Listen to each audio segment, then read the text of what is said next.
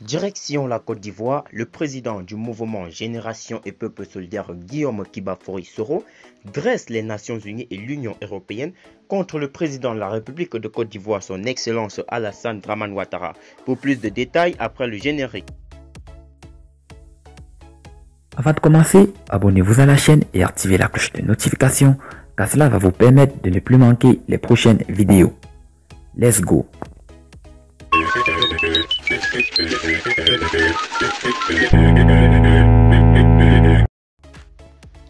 Candidat recalé au scrutin présidentiel du 31 octobre 2020, Guillaume Soro a appelé la communauté internationale à prendre des sanctions ciblées contre Alassane Ouattara et certains pontes du régime en vue de les contraindre à l'organisation d'élections libres, transparentes et inclusives.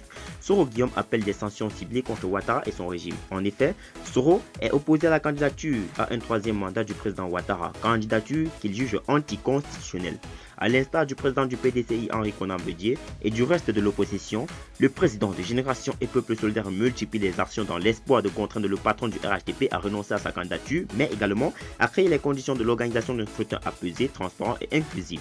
Évoquant le sujet dans un entretien accordé récemment aux médias allemands Deutsche Welle, l'ancien secrétaire général de la FESCI a plaidé auprès des organisations internationales pour des sanctions ciblées contre Alassane Ouattara et son régime.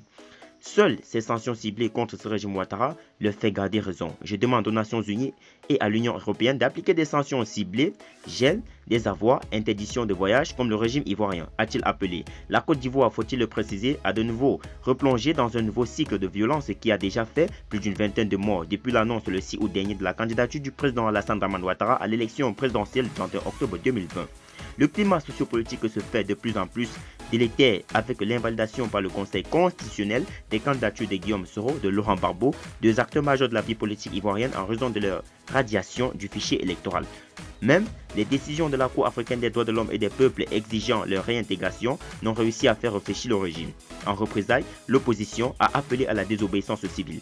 De l'avis de certains observateurs de la vie politique ivoirienne, le pays semble inexonérablement se diriger vers une crise sociopolitique similaire à celle de 2010-2011. Mais pour le régime d'Abidjan, rien ne saurait justifier ces craintes. Le président Ouattara rassure que ces élections se dérouleront dans des meilleures conditions.